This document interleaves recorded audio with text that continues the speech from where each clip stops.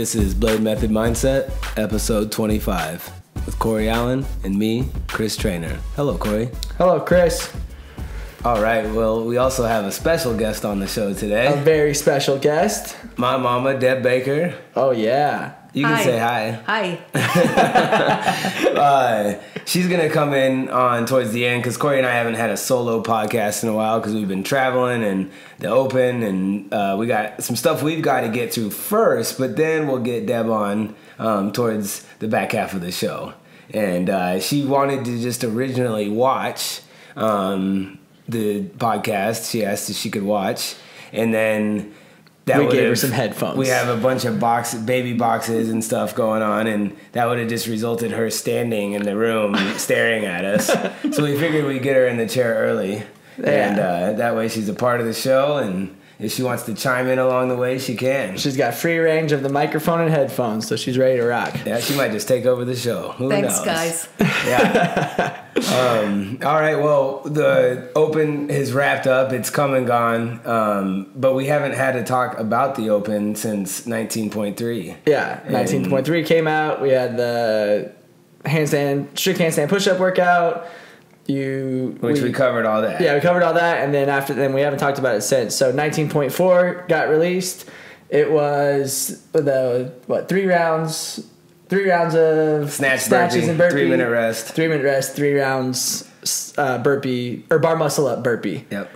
Which was way grosser than I had ever anticipated that it would be. I didn't think it was gonna hurt like it did. It was a nasty workout. Like, it was definitely very well programmed. It was gross. It wasn't a fun workout by any means. I liked it. Yeah, I didn't think it was that bad. I thought it was horrible. The burpees were more... I've never felt like that on a burpee before. Yeah, the burpees were more invasive than I thought they would be. Yeah, I liked the 3-minute... I won't say I liked... The 3-minute rest was interesting because you could play with it a little more, and I think it made people think that, like, you just had to go ham in the first couplet. But really, like, there was still some strategy to that one. Like, if you really went full dummy that first one, 3 minutes wasn't enough time to come back and be able to have a decent second workout. Yeah. Like, it showed that way with a lot. Well, it depends. Well, yeah. It just depends on your fitness. Yeah, well, I mean, it showed, like, Chandler Smith did the first couplet in 1 minute and 54 seconds and then couldn't come back. He didn't even finish it. He said he couldn't finish the rest of the workout after, so he had to redo it. So it's like... So some of those guys that obviously went crazy hard, but needed to pull it back a little too. So just to explain that, so he's not efficient at draining lactic acid. Right. So what that means is people that train in this system and are efficient at draining lactic acid can do that workout in under 3 minutes, and then 3 minutes of rest. That is more than enough time for them to recover and be able to perform. So we train this way quite a bit. A lot of the highest level athletes train this way, but some people just don't have that ability quite yet. And what that means is your muscles fill up with more lactic acid than they're able to clear in a certain amount of time. If they're still full of lactic acid by the time they need to go again, then they're going to have a little bit of a window, and then they're going to shut down again. They're going to breach their lactate threshold. Their body's no longer able to produce the energy it needs to get through a workout. So that's what happened. He breached his lactate threshold. He didn't recover in time, and that's what happened. But people that know themselves kind of know exactly how hard they had to go, and then could clear enough to get through that next round. So I can't imagine doing that first thing in 1 minute and 50 seconds though. Yeah. That's flying burpees. Yeah, that's just like bouncing off the ground burpees. Yeah. But yeah, good workout. I mean, it was definitely I liked it. I liked the workout. It hurt. It was hard. Good one. To get back up into to fight off the week one. Right. Yeah, moving week, kept moving on up. And then, just like to be expected, 600,000 thrusters and chest to bar pull-ups. Yeah, 19.5. 33, 27, 21, 15, 9. Yeah. Yeah, it was a lot. It was a lot of volume on the thrusters and pull-ups for sure. Yeah, see, so like I was in mad anticipation for that workout to come out. Like, what is going to happen? Like, because I was at 199th place going into that week, and I wanted to get the top 200 so bad. I fought so hard to get back from that 1400th week 1 with the dumbest workout of all time. And week 2 and then week 3 and week 4. So got back into the 200, but I'm on 199th place. Yeah. It's like, I'm just a ball of nerves. I'm not usually that way, but like Thursday, you could tell. Oh, yeah. I was just kind of like, just warming up for like an hour. Yeah, just release the workout. Like, we just need to release the workout, because if it's rowing and thrusters or like, something like, just give me another gymnastics, that I can hold my own, even though thruster is my worst movement. It was like, and then it came out and it was like, okay, there's 100 100 thrusters, but there's also 100 chest bars. Yeah, exactly. Which very definitely made up for it on the gymnastics. They were way harder than I thought they were going to be. Like, the chest to bars was the workload for me, at least. I mean, for people who are, the opposite of wanting to do that many gymnastics, like, that was definitely the workload. I didn't expect it to be that hard. I thought once you got done with the first 2 rounds, like, I was like, yeah, you're going to kind of smooth into it. Like 21, 15, 9, you'll break it a few times, but you'll be able to keep moving. Like, everyone was doing small sets when it came to that point. It was like, man, this is starting to suck. These chest I did small sets from the beginning, but it got to be a lot of volume, and I was so sore after. Well, that's the thing, is like, we committed to doing it Thursday night for like the final open announcement for our intramural open and for our members, for them to come in and watch. See the coaches do it. And it's like, we committed to Thursday night. You can't back out of that. Yeah. But normally you can clear and recover and be ready to go on Monday no matter what. Yeah. And like, we did the workout, and obviously for the rest of everyone that went, it didn't really matter. But for me, it was like, okay, I need to be able to do this again. I did an okay score, but I wanted to be able to go again and do faster. I knew I could do faster had I had the right preparation and planning going into it. Yeah. And then Monday comes around, and it's like, I'm not physically able to do an air squat. Exactly. I was like, there's no way I'm still sore from this. Like, how is it possible? Yeah. I knew instantly, though. Remember, we got done, and like, we were on the bikes. I was like, my legs are already ripped apart. Like, I can already feel how sore my quads are. I was sore 20 minutes after the workout. Yeah. Not like, oh, my legs are tired, like dome. Sore. The late onset muscle soreness happened in 20 minutes. Yeah, I was like, oh, man, this is not good. Yeah, this is not going to be good. And my lats were a little sore, I think, but nothing like the thrusters. Legs, and I think it's just that, I mean, doing 100 thrusters in less than 12, like, that's just so much volume at that lightweight thruster moving fast. Like, the time domain within the window. So, but it was awesome for the members, because that's just a torture fest. Oh yeah, it's the way the workout should end. Maybe not awesome for the members, but super awesome for, as a coach of people, to see them have to go through that. Yeah, oh yeah. Like, the way the open should end. Yeah, the way the open should end. It's definitely the way the open should end. And just can you finish? Yeah. Like, that's the goal. And I like that. So I like those workouts so much more to finish, because for the most part, even with the scales, everyone can do the jumping pull-ups, and then they just are painfully going through thrusters. Like, it's how it's supposed to be. Jumping pull-ups suck. Like, those are not easy. People were doing those, and like, I remember that, like, they're like, I can't, like, calves were so sore. They couldn't jump it up and down so many times. But yeah, it was definitely a good ending workout to the open. So yeah, good finish. Ended where we need to be. We had, so you cleared 155, 160. Where'd you end up? Top 200. Oh, 176. 176. Yeah. We got Pops, cleared it. What was he? Where did he finish out? 15th. One and done. Did the workouts one time. Didn't even think about doing them again.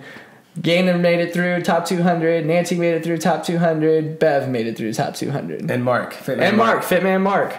Yeah. Who's been to the games, two times. 13, 14? Is 60 and over, and he's 65 now. Yeah. So he's hard on himself.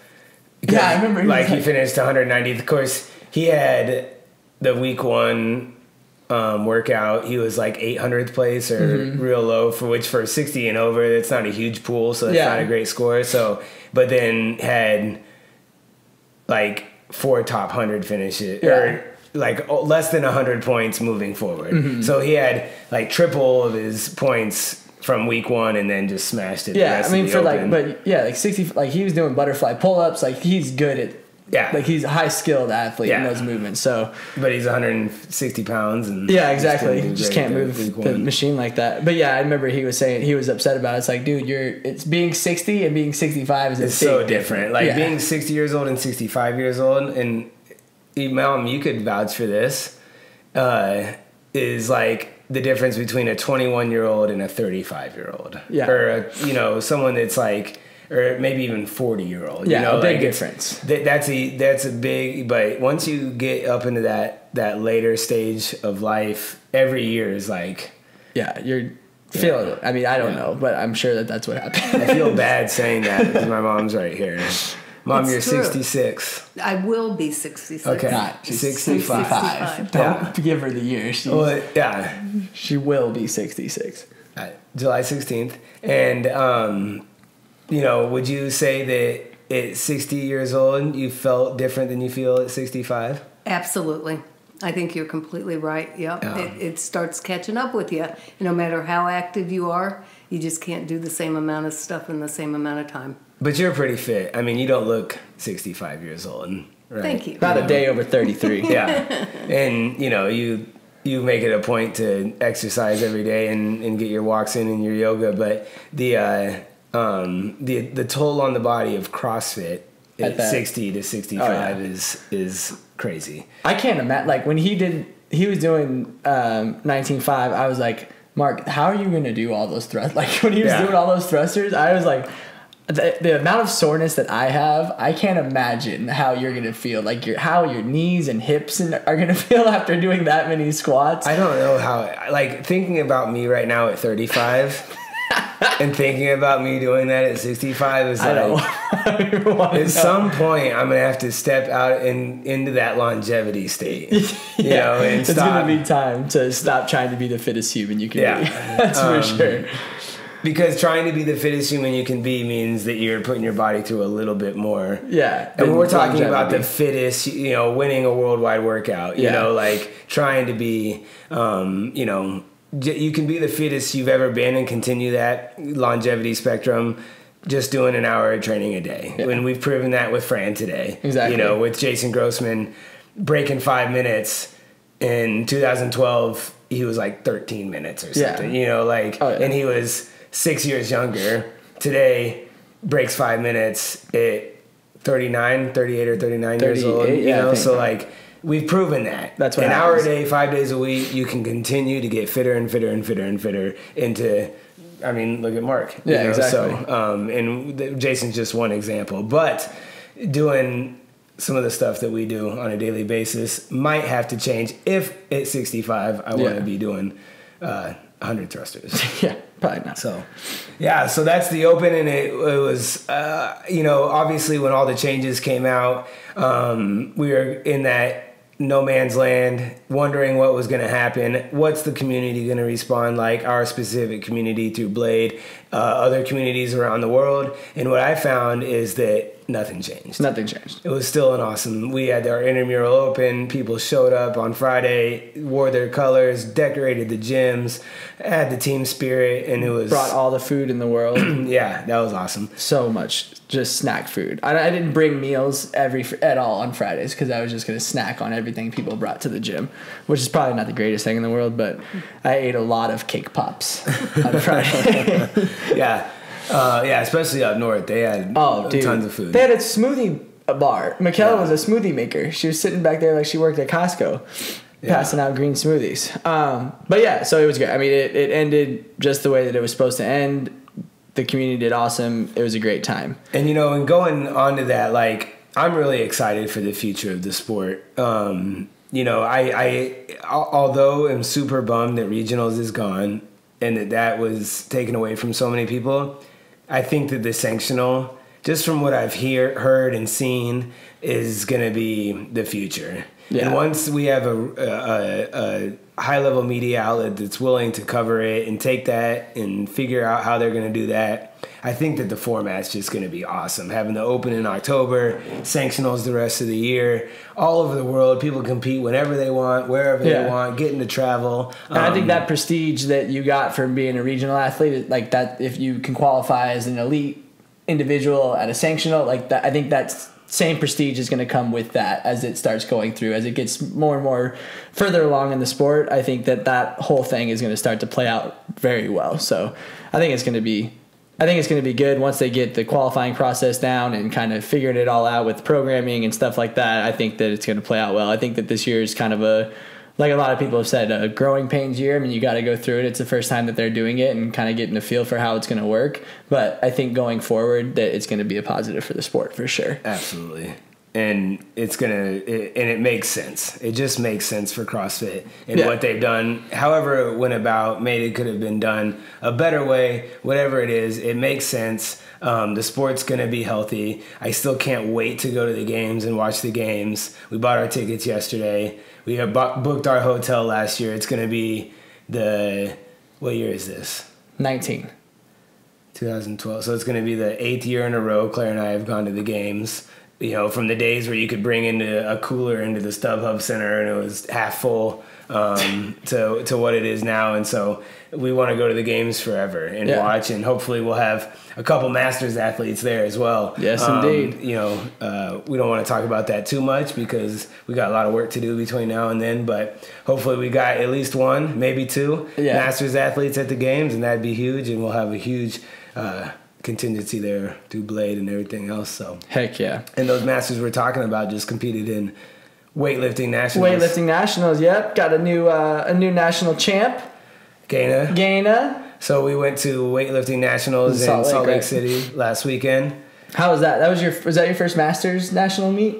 That I had competed in? Well, competed or coached and coached, right? Yeah, I'm always used to just the normal, you know, national meets, juniors, youth, nationals, the American Opens and stuff like that. It's the first time taking the Masters. How did it differ, like from a coaching standpoint? I mean, how was the competition? Did it feel the same as a normal national once meet? you get to it, once you're warming up and counting cards and doing it, it's just work. It's just down to business.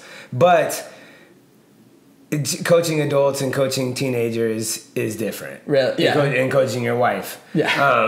You know, so just being a lot more, I don't know, letting them do their thing. A lot less management. Yeah. You know, a lot less, you know, I need you to do this right now and then this right now. But they were on weight. We didn't have to cut weight. You know, Lon bumped up a weight class. Gaina was on weight. So, you know, we didn't have to worry about that.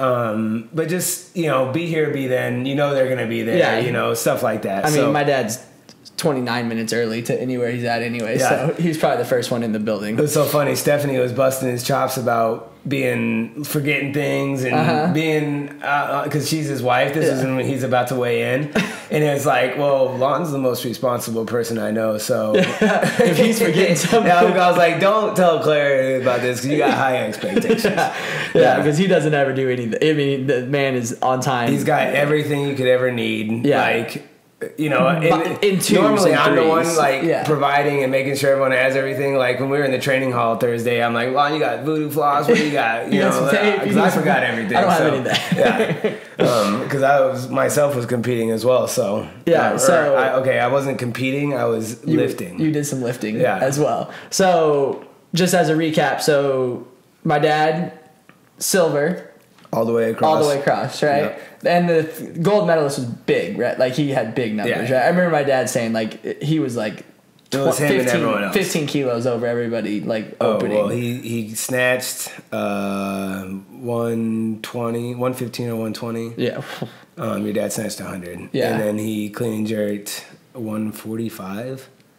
Your dad clean and jerked 115 or something like that. It was Robert Arroyo, who's been on the scene forever. Yeah. And then Lon, and then, you know. Was it close from second to third? Yeah, it was pretty close. Actually, no, it was your dad, and then he had an 18 kilo lead over third. Really? And then snatching 100, that probably put him pretty well just to start off with. Like that was awesome. Yeah, that's a big snatch for that old dude. And he could clean and jerk more, but we want to keep him healthy. Yeah, we're just playing the competition. You know, you're not going to go out there and hit numbers that you don't need to hit just to hit them. Yeah, you know, so beat everyone you're going against, stay healthy, walk away, go for 6 for 6, and that's good. Yeah, but he's just super consistent. You know, boom, boom, boom. You've coached him now in high level CrossFit events and now in weightlifting. How does it differ? Like, is he the same athlete in both? Is he more freaked out in one or the other?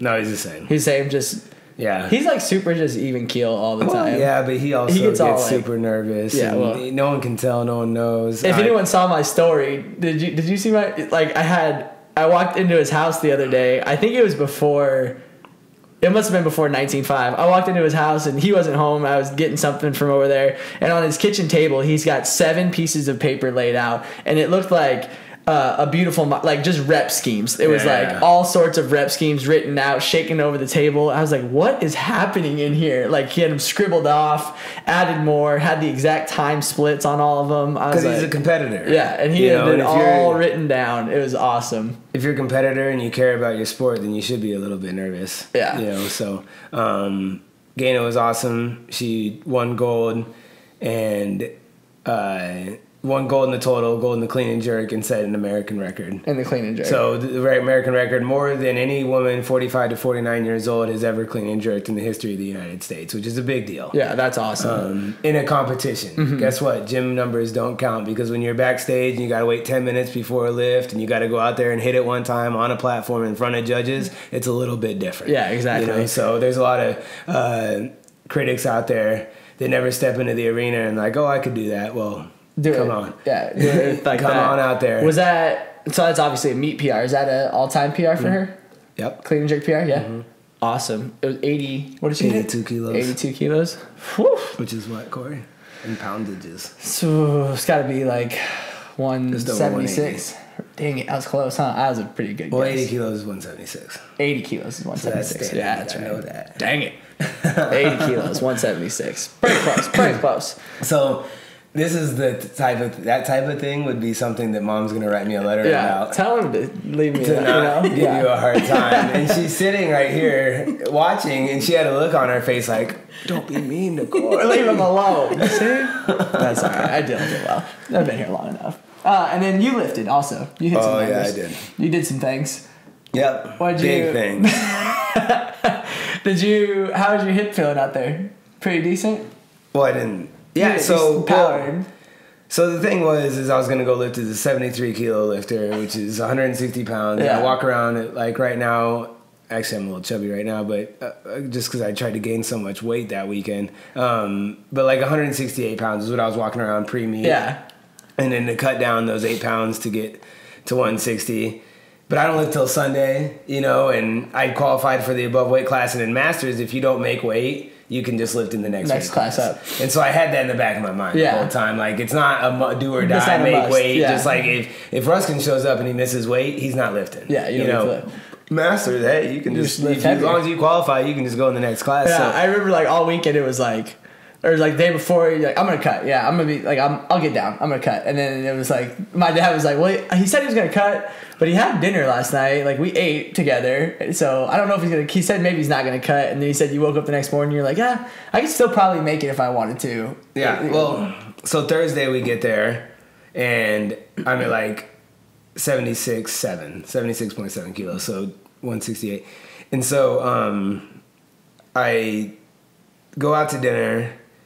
And I don't go crazy or anything, but then Friday, and I fast, and I fast a long time, and we do it, and then Friday night after they lift and get silver and gold, I'm like, screw this, I'm going out to dinner, I'm celebrating, you know, and, you know, we're going to go have a good time, and so we went out to dinner, and I ate, like, a huge cheeseburger and fries, and I was like, I could probably still do it, though. And so, Friday night, eat a ton. May or may not have had.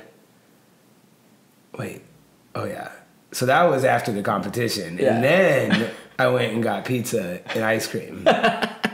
So then you're like, Friday. I'm gaining. Yeah. But that's kind of the mentality was. But then I wake up Saturday and I'm like, gosh, you should just cut. You know, like, don't be a weenie. Like, you need to cut. Like, be a good example. You know, show everyone that you can do it. And those thoughts come into my head. So I go lift in the training hall. And, like, I don't feel like I ate way too much food the day before. Don't feel great. Don't have a great session. My body didn't feel very good. Lift. And then I go to the sauna. And I do, like, a 30-minute sauna. Yeah. I sweat a lot. I was full of water. Yeah. And went and weighed in, and I was at 168. So I was like, okay. That's it. It's over. And then that's when I went and met them, because they had gone to a CrossFit gym. Gaina and Natasha and Nancy and Claire went to a CrossFit gym, And so I went and met them, and I got breakfast, and there was biscuits like the size of my head. And I think I took a picture and put that on my story. I was like, okay, I'm not cutting. I'm now officially, this is the decision maker. Yeah. I am not So cutting then weight. from that, it was like, I need to eat as much food as possible to gain as much weight as possible. Try to lift a little more. Ate all day Saturday. Yeah. And then went out Saturday night, had steak, potatoes, desserts, and I weigh in at like 79. Ooh. The 78.9 or Yeah. something like that, like close to 79 kilos. So I did gain some weight. There you go. Didn't feel the best, but got a little puffy. I'm still feeling the aftermath of that much food, like that much sugar, but it's all good. I'll get it off. Yeah. And so, yeah, it was a great experience. I had a blast. I snatched what I wanted to snatch, even though they didn't give me the lift. I hit it on the stage. It was a bad lift in their eyes. I've had numerous people watch the tape. I've watched the tape 483 times. I thought it was a good lift. Maybe my elbow moved, but I don't think it did. And it's so funny because when one of my athletes misses a lift, I take them back. I make sure they're okay. We're getting ready for the next lift. We don't talk about it. Yeah, it's over. Boom. No one argues. You When don't say a I'm word. lifting and I miss a lift, you know, I yelled that I made the lift right in the judge's face. Yelled, put the bar down, look at the board, 2 red lights. And you weren't watching live, but I was like, whoa. and I yelled like that, like on stage, like super animated. No one does that. And I'm going backstage, and Claire's like, come on. And I'm like, no. And I go back out there, and I go up to the tech official, and I'm like, dude, you got to call jury on that? He's like, this Masters, we don't have jury. Oh. I was like, oh, are they going to do anything about that? That was a good lift. And I'm looking at the judges, I'm like, what'd you call that? You know, just completely just stupid. But... you know, I would never do that if it was one of my athletes or whatever, unless I just thought it was completely unfair or they did something crazy. Yeah. But, you know, when I'm the one lifting and representing myself, I went out there, but they didn't care. And so, all that did was make them know that they don't like me. And I better hit my clean and jerks pretty good. So, yeah, my hip, it's still going through its thing with the piriformis, so I just powered just so it wouldn't hurt. Yeah. And, my power and my squat aren't much different. I had to squat the third one just because it didn't go as high as I thought it was going to go, and squatted under it, and then punched the jerk out in front of me like a shot put. Just completely bad technique. But I haven't been cleaning. I haven't been weightlifting. I didn't weightlift for 3 months. Yeah, I mean, with the open going on. With the open. Did Claire yell at you after you went up and talked to the judges? No. Claire's supportive. She probably just walked back around. She said, yeah. No matter what Claire says, she likes my brashness. Oh, man. Well, then it's good, though. I mean, a good experience. Yeah, We great took experience. 2 Masters weightlifters. They both brought home some hardware, which was what needed to happen. Yeah. It was awesome. And I'll do it again. I loved it. Like, I like competing in that situation. It's so low stress. Like, obviously, I'm not competing for a podium spot. You know, if that was the case, it would have been higher stress. But just being in the middle of the pack, like, it's fun. Yeah. You know, I can't wait to go do it Because again. you had a lot of people in your class, right? There was a big Yeah, there's class. 20 people. Yeah. Just because we're younger, you know, and the pool's bigger. People moving through. But yeah, so it was great. Fun stuff, man. And then the goal is to next year for people listening. I've had people approach me about it, you know, Jaylene and Jan, Holly. Like, I want to take 10 people to the Masters next year. You know, I've talked to Crystal about it. Like, if you're over 35 and you CrossFit, like, let's do a little bit more weightlifting 1 or 2 times a week. And let's get you into a meet. And let's go and do a meet and qualify for Masters Nationals and try to go. And it's a great experience. Yeah. And you can compete on a national level against your peers. And it's a lot of fun. And there's people from all over the country there. Yeah. So that's what's so cool about the both end, like the youth and then the Masters. Like, having an avenue for them to compete at that age, like, it's good. It's fun. Like, it's going to be, I know we're going to have a blast when we go to youth with all the kids lifting. Like, it's going to be a good time. So, excited for that. Yeah. Well, I think that we needed to transition into one thing I wanted to talk about, which was comfort zones. Mm-hmm. And this is something where I had to get some people out of their comfort zone on Wednesday. I'm trying to think of it. Wednesday. Yeah, and they're avid listeners of the show, so they're going to know who they are. Wednesday, Chris walked around before the workout started and started taking water bottles away from people and moving them to the opposite ends of the gym. I'm trying to think of the workout. DT. There's a hero workout. DT. Yeah. So DT hero workout. It was just some of the newer members who it's a benchmark workout, a retest workout. It was their first time doing it. Hey, this is a hero workout. We don't necessarily need our water bottle for a 10-minute workout. Right. I've proven that you can do any workout on the planet and survive it. You know, like I made a commitment a long time ago to not drink water during my workouts, not to be unsafe or whatever. It's just, this is a time where you need to be a little bit uncomfortable and you can have all the water you want when you're done. Right. You know, I will tell you, I did take a drink of water today during Fran Mania. Well, yeah, some big gaps. I'd say if there's built-in rest more than 3 minutes, you're allowed to drink water. And it was my throat. If you guys can't hear, I'm a little raspy. I don't know what I had. I think laryngitis. Someone said that, but I took antibiotics. But I had no voice, and my throat is so scratchy, and my chest hurt so bad. I took a little drink of water just to try to swallow. In the middle of that, we did 4 different Frans today. But so I did today. Like I'm not immune to it, but that actually really makes me upset that I'm telling people that right now. In a less than 10-minute workout, it's not needed for sure. Yeah. And even in the middle of July, when you're running outside in a 30-minute workout, like commit to yourself that you're not going to have any water because it's just a comfort zone. You should be hydrated well enough to get through that workout. When the workout's done and you've done your job and you've expended all of your energy and given everything you had, then you can have some water. And you deserve water. But a lot of times people use that water bottle as just a little comfort zone break. So I've done my set. There's my water bottle. I'm going to pick that sucker up. Yeah. Take a little drink. Get a little extra 20 seconds. I don't really feel better, but I mentally, that gave me a little reprieve. Yeah. You know, so I've now had a little bit of water, a little bit of break. I can continue to work. Instead of just having the objective at hand that this is a 10-minute workout, I'm going to get it done. I'm going to do as best as I can, and I'm not going to take that comfort break. And it can be a chalk bucket. Yeah. It could be a wrist wrap. Mm-hmm. There's lots of knee sleeve. It's not just a water bottle. Oh, yeah. Adjusting the knee sleeves, whatever that is. And I'm not saying that you have to go ham ballistic every second of a workout, but if it doesn't need to happen and you're doing it just because you want a little bit of comfort reprieve, then you need to look at yourself and say, hey, I could have done better. Yeah, and try to get away from that. Yeah. I'm saying. So Mom got to witness Fran today. She came in just to watch workouts and she watched me do it on one of my first Fran of the 4. And then afterwards she kept saying, are you okay? Yeah. And I was like, Mom, I'm fine. I was walking around afterward. I did it like 15 seconds slower than my PR, and I was fine. But for some reason she thought that I wasn't okay. Dying. And was I giving you a clue that I wasn't okay? Well, you were leaning down and hunching down and taking deep breaths and sweating profusely. Okay. Normal. That's normal. But it bugged me that she kept asking me if I was okay. I was like, am I leading on that I'm not okay? Do I look like I'm dying? And then I go, Mom, there's going to be people rolling around on the ground in immense pain after this. They're okay.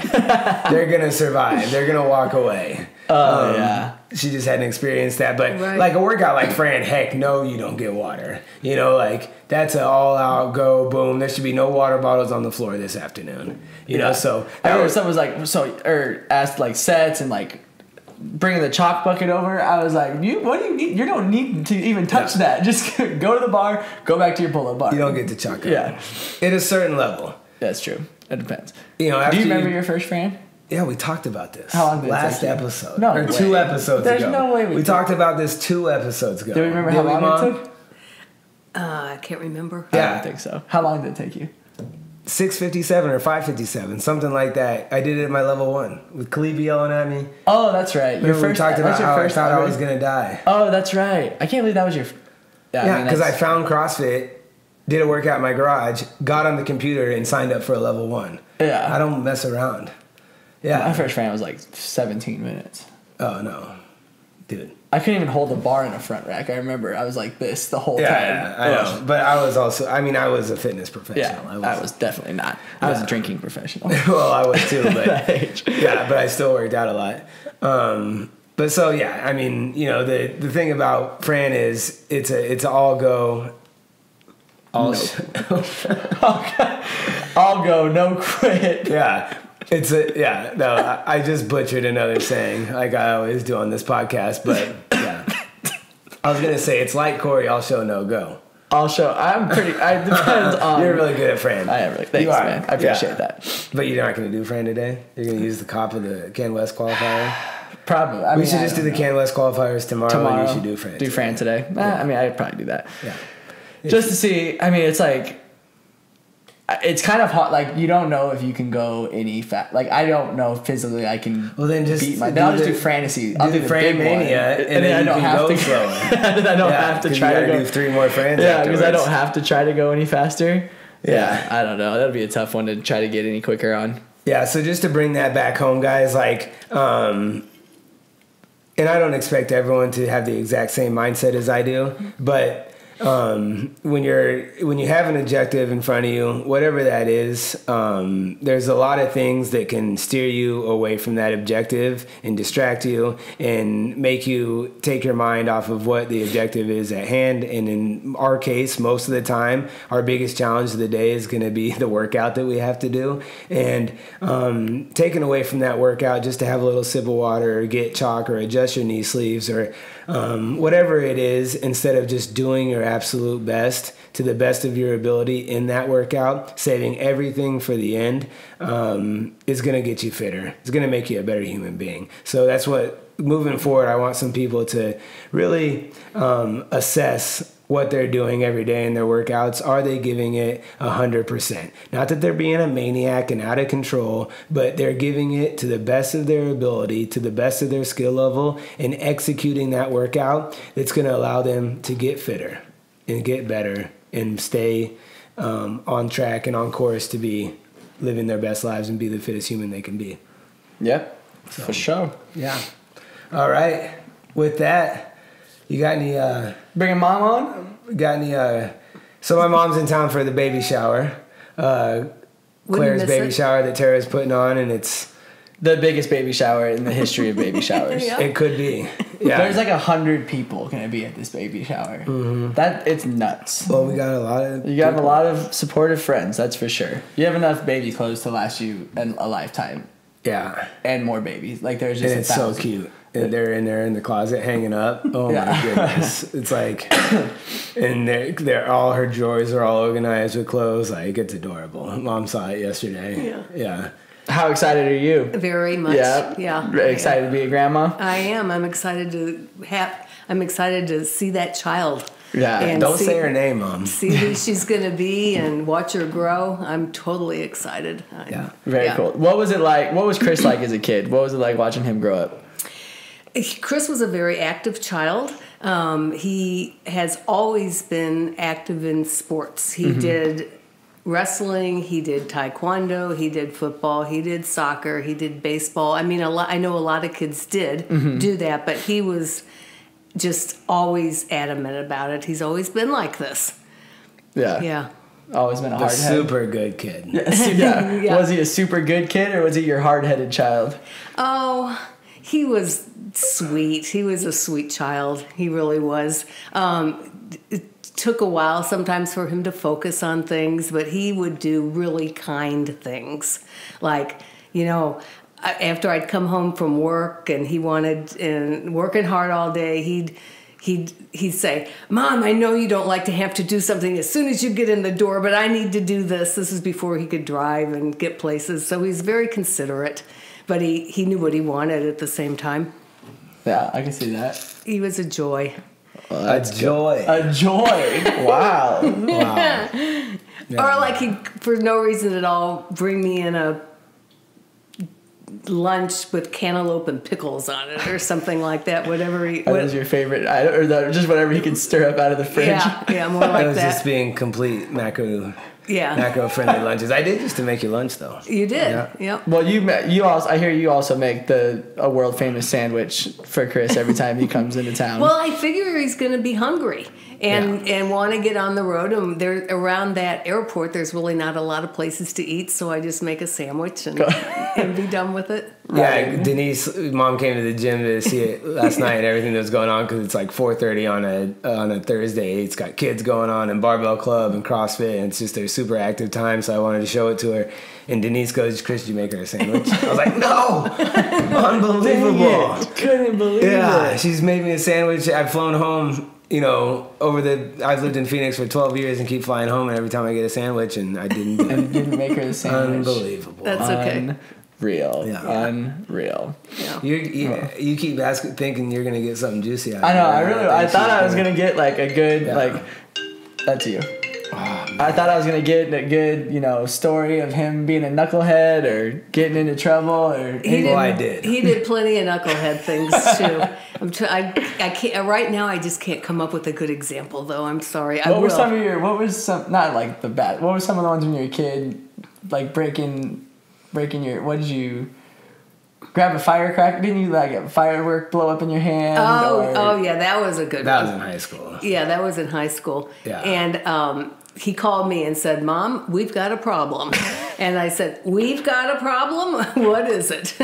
And yeah, I had to take him. His friend delivered him home. I had to take him to the emergency room, and it was the funniest thing because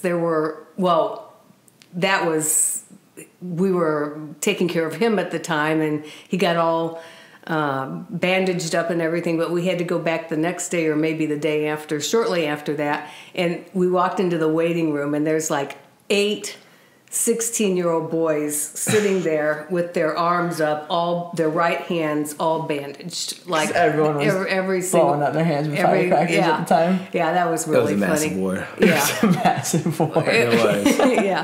Yeah. The Roman candle war. Yeah. Yeah, it was everything. It was bottle rocket. Yeah. I mean, it was everything. I used to do that too, you know. Yeah, I can't believe I'd shoot Roman candles at my friends, but yeah. See? But I never blew up my hand. You never blew up your hand though. Fun parts of growing up. Yeah. And it's hard. It's funny how you can't specifically remember your behaviors through your childhood, but I think I was actually a really good kid. But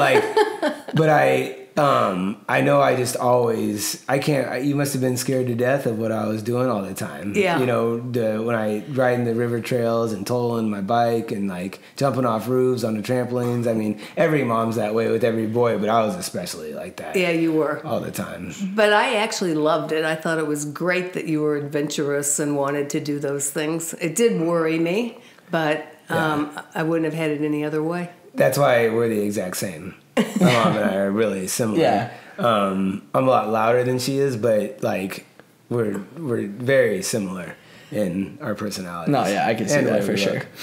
Yeah.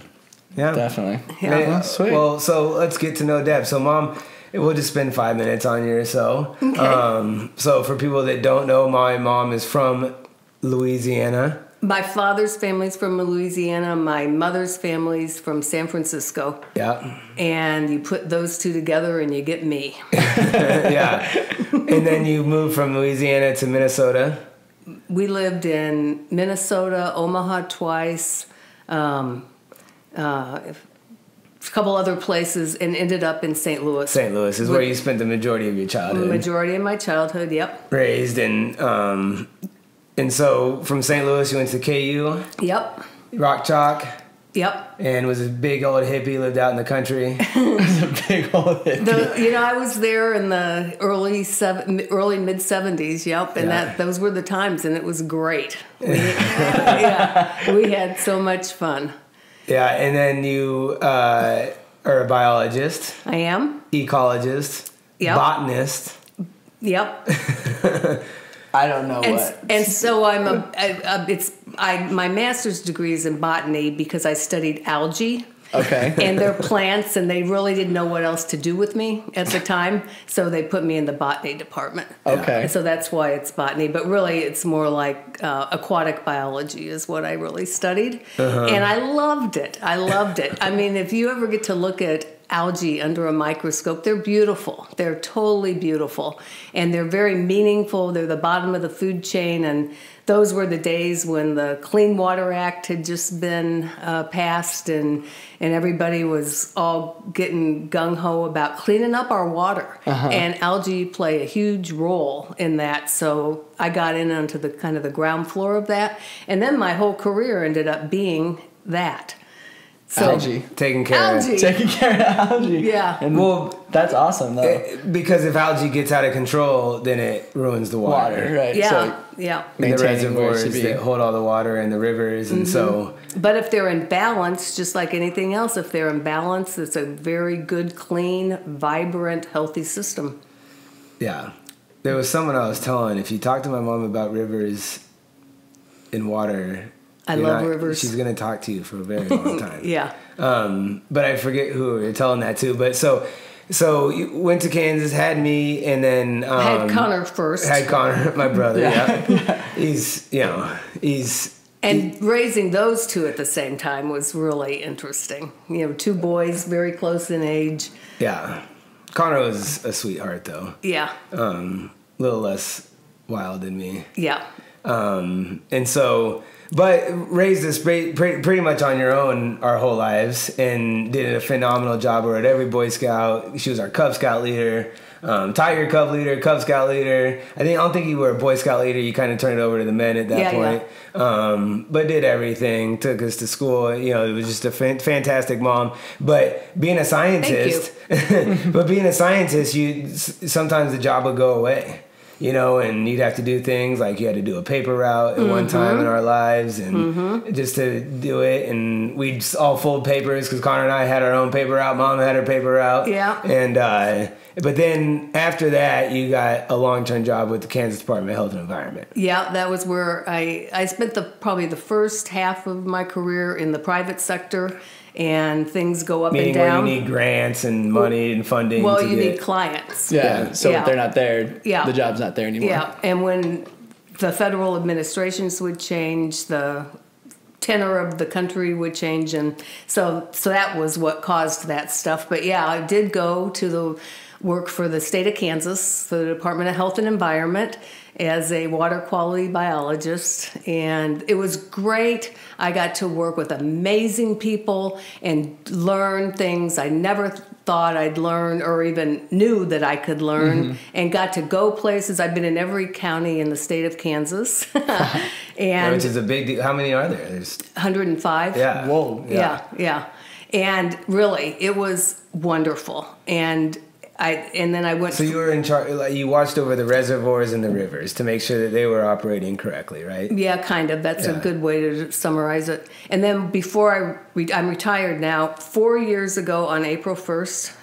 Is when you retired? Yeah. Isn't it 4 years? 4 years. Unreal. So you retired at 61. Yep. I'd had it. And Had it. yeah. Well, I'm still working, and I'll tell you that in just a second. But I worked for another agency in Kansas, and it's called the Kansas Water Office. And that's where we were really in charge of long-range planning for the water supply for the state. Okay. And the reservoirs and the aquifers and all of that. So That's where you'd have to go to D.C. and talk to Congress and tell them, hey, this is what's going on in Kansas. Yeah, I never did that. But yeah. That You would give them the information to take that. yeah, we You had to write the reports. Yeah, you can't have the scientists up there talking. Not one who hates some public speaking. But so as soon as I retired, I'd been on the board of a nonprofit organization for years as an agency representative, and I told them I was going to retire and would have to go off the board, and they said, "Well, come work for us." And I had no idea that I was going to be offered that, and I resisted for a while, but I did, and went back to it. And I've been doing it for 4 years now, and I work out of my house, and it's part-time, and it's Very cool. also wonderful because I still get to see my people. You know, Yeah. I didn't just don't completely wash away from it and not go back. And I just signed on to another year contract, so I'm gonna I told you I was gonna quit this time. Every time I see her, I'm done. Yeah. Wow. But there's just so much to do, and I have such a easy slide into doing it that I'll quit eventually, but not quite yet. Not quite. So that's good. kind of the story of my life. Because you can still travel and Yeah, it's very flexible. And you're making money because you're going to live to be 100. Yeah, you know, so you gotta keep them coming in a little bit. Yeah. But I'm really looking and then Connor, Chris's older brother, has been living on the East Coast for 7 years, and he and his wife are moving back to Lawrence. So I'm really excited about that. Oh, that's right. You were telling me that. They closed on their house today. This morning. How far is it from yours? Less than a mile. Oh, really? Yeah. That'll be nice. Yeah, real nice. They got a real nice house in a real good neighborhood. Mm-hmm. And I'm totally looking forward to this grandbaby and getting to be here. You're going to see a lot more of me in the future. I'm excited for that. And I mean, the future is bright. Life is good. I'm happy to be here. I'm really honored that you guys wanted me to be on your program. Of course. Well, you're our biggest fan. I am your number biggest one listener. Fan. Yeah. All right. Awesome. Well, thank you for coming on. We appreciate it. Anything else you got to say? Nope. All right. Right on. Well, I think that's a great show. Sorry we've been gone, but the Open's over. We're going to start getting back on our regular scheduled programming and getting them out there and bringing you guys into the next half of the year. And it's going to be fun. So thanks for listening. You guys can find us on iTunes, SoundCloud, watch us on YouTube, and... you got anything, Corey? Any questions you have, comments, concerns? If you got something you want to hear, just make sure to reach out, Corey@CrossFitBlade.com, and we'll be sure to get it on the cast. One thing I wanted to mention is that we want to up our YouTube game a little bit, and we want to do some things. So we're going to be coming out with a shirt, a Blade Method mindset shirt that we can hopefully get out there so people can support the show. For sure. That's coming. So be on the lookout for that. I'm glad my voice held up. Love you guys. Talk to you soon. See you later.